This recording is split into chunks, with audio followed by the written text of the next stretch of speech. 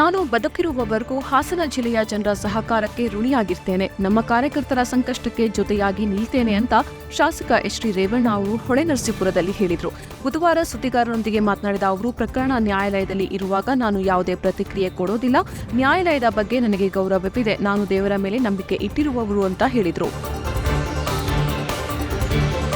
ರಾಜ್ಯ ಸರ್ಕಾರ ಬಾಕಿ ಉಳಿಸಿಕೊಂಡಿರುವ ಹೈನುಗಾರರ 703 ಕೋಟಿ ರೂಪಾಯಿ ಪ್ರೋತ್ಸಾಹ ಧನವನ್ನು ತಕ್ಷಣವೇ ಬಿಡುಗಡೆ ಮಾಡುವಂತೆ ವಿಧಾನಸಭೆ ವಿರೋಧ ಪಕ್ಷದ ನಾಯಕ ಆರ್ ಅಶೋಕ್ ಆಗ್ರಹಿಸಿದ್ದಾರೆ.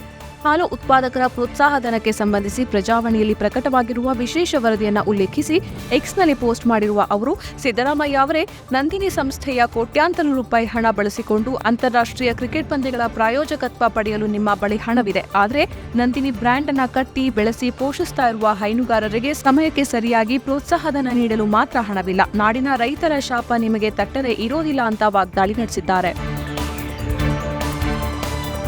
ಮದ್ಯದ ನಶೆಯಲ್ಲಿ ವಿಲಾಸಿ ಪೋಷೆ ಕಾರು ಚಾಲನೆ ಮಾಡಿ 2 ಟೆಕ್ಕಿಗಳ ಸಾವಿಗೆ ಕಾರಣವಾದ ಪ್ರಕರಣದಲ್ಲಿ 17 ವರ್ಷದ ಬಾಲಕನಿಗೆ ಬಾಲ ನ್ಯಾಯಾಲಯ ಮಂಡಳಿ ಜಾಮೀನು ಮಂಜೂರು ಮಾಡಿದೆ. ರಿಯಲ್ ಎಸ್ಟೇಟ್ ಡೆವಲಪರ್ ಮಗನಾದ ಬಾಲಕನನ್ನ ಬಾಲ ನ್ಯಾಯ ಮಂಡಳಿ ಮುಂದೆ ಹಾಜರುಪಡಿಸಲಾಯಿತು. ಕೆಟ್ಟ ಸಹವಾಸದಿಂದ ಬಾಲಕನನ್ನ ದೂರವಿಡೋದಾಗಿ ತಾತನ ವಾಗ್ದಾನ ಹಾಗೂ 7,500 ರೂಪಾಯಿ ಶ್ಯೂರಿಟಿ ಆಧಾರದ ಮೇಲೆ ಜಾಮೀನು ನೀಡಲಾಗಿದೆ. ಭಾರೀ ಬಿರುಗಾಳಿ ಸಹಿತ ಮಳೆಯಿಂದಾಗಿ ಮುಂಬೈನ ಚೆಡ್ಡಾನಗರದಲ್ಲಿ ಪೆಟ್ರೋಲ್ ಪಂಪ್ ಮೇಲೆ ಬಿದ್ದ ಬೃಹತ್ ಜಾಹೀರಾತು ಫಲಕದ ಕೆಳಗೆ ಸಿಲುಕಿ ಗಾಯಗೊಂಡಿದ್ದ ವ್ಯಕ್ತಿಯೊಬ್ಬರು ಇಂದು ಮೃತಪಟ್ಟಿದ್ದಾರೆ ಅಂತ ಮುಂಬೈ ಮಹಾನಗರ ಪಾಲಿಕೆ ಅಧಿಕಾರಿಗಳು ತಿಳಿಸಿದ್ದಾರೆ. ಮುಂಬೈನ ಕೆಇಎಂ ಆಸ್ಪತ್ರೆಯಲ್ಲಿ ಚಿಕಿತ್ಸೆ ಪಡೆಯುತ್ತಾ ಇದ್ದ ರಾಜು ಸೋನಾವಾನೆ ನಿಧನರಾಗಿದ್ದಾರೆ ಅಂತ ವೈದ್ಯರು ತಿಳಿಸಿರುವುದಾಗಿ ಹೇಳಿದರು. ಘಟನೆ ಸಂಬಂಧ ಈವರೆಗೆ ಸಾವಿಗೀಡಾದವರ ಸಂಖ್ಯೆ 17ಕ್ಕೆ ಏರಿಕೆಯಾಗಿದೆ. ಮೇ 13ರಂದು ಮುಂಬೈನಲ್ಲಿ ಬಿರುಗಾಳಿ ಸಹಿತ ಮಳೆ ಸುರಿತಾ ಇದ್ದ ವೇಳೆ ಘಾಟ್ಕೋಪರ್ನಲ್ಲಿ ಅಕ್ರಮವಾಗಿ ಇರಿಸಲಾಗಿದ್ದ ಬೃಹತ್ ಜಾಹೀರಾತು ಫಲಕವೊಂದು ಪೆಟ್ರೋಲ್ ಪಂಪ್ ಮೇಲೆ ಬಿದ್ದಿತ್ತು.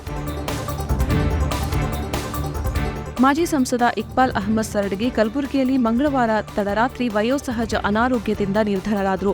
ಅವರಿಗೆ ಪತ್ನಿ, ಒಬ್ಬ ಪುತ್ರ ಹಾಗೂ ಒಬ್ಬ ಪುತ್ರಿ ಇದ್ದಾರೆ. ಕುಟುಂಬದ ಮೂಲಗಳ ಪ್ರಕಾರ ಬುಧವಾರ ಸಂಜೆ ಹಫ್ತ್ ಗುಂಬಜ್ ಸಮೀಪದಲ್ಲಿ ಅಂತ್ಯಕ್ರಿಯೆ ನಡೆಯಲಿದೆ. ಎಐಸಿಸಿ ಅಧ್ಯಕ್ಷ ಮಲ್ಲಿಕಾರ್ಜುನ್ ಖರ್ಗೆ, ಡಿಸಿಎಂ ಡಿಕೆ ಶಿವಕುಮಾರ್ ಸೇರಿದಂತೆ ಹಲವರು ಸಂತಾಪ ಸೂಚಿಸಿದ್ದಾರೆ.